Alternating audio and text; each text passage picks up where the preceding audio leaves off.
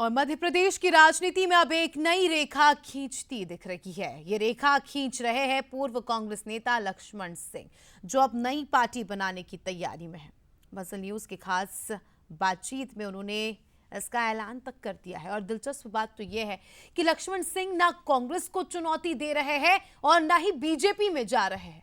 उनके बयान से तीसरे मोर्चे के तीर फिर से चल पड़े हैं। जब निकले हैं तो फिर जनाधार भी हम बढ़ाएंगे और जनाधार बढ़ेगा। मध्य प्रदेश की राजनीति में अब एक नई रेखा खींचती दिख रही है। ये रेखा खींच रहे हैं पूर्व कांग्रेस नेता लक्ष्मण सिंह। लक्ष्मण अब खुद की नई पार्टी बनाने की तैयारी में है। बंसल न्यूज से खास बातचीत में उन्होंने इसका ऐलान किया।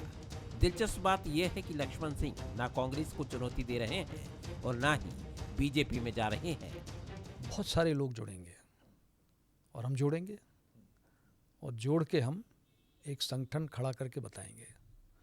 और अभी हमारे पास समय है, 3.5 वर्ष हैं, और संगठन कांग्रेस का ही खड़ा करके बताएंगे। जहाँ वो कमज़ोर हैं हम उनकी मदद करेंगे, जहाँ हम कमज़ोर हैं वो हमारी मदद करें, और मिलजुल के लड़ेंगे और भाजपा को रोकेंगे अगली बार सत्ता में। लक्ष्मण सिंह लंबे समय तक कांग्रेस का चेहरा रहे, बीच में बीजेपी में भी गए, लेकिन अब किसी पार्टी की छांव लेने की जगह वो अपना अलग राजनीतिक रास्ता बनाने जा रहे हैं।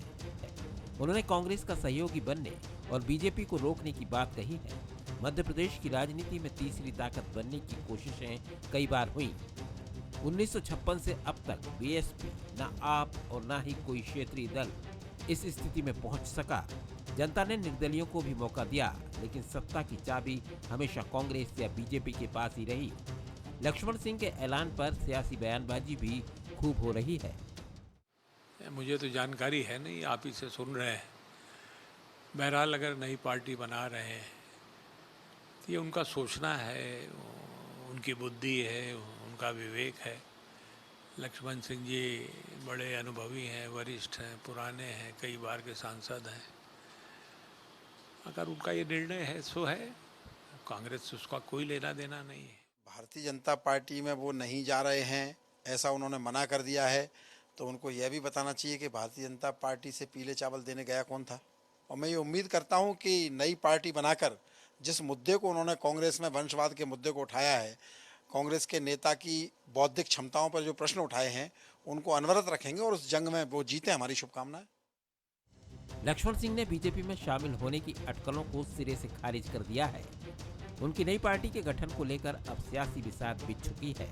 अब सवाल यही है कि क्या मध्य प्रदेश में द्विध्रुवी राजनीति में लक्ष्मण सिंह तीसरा मोर्चा खोल पाएंगे।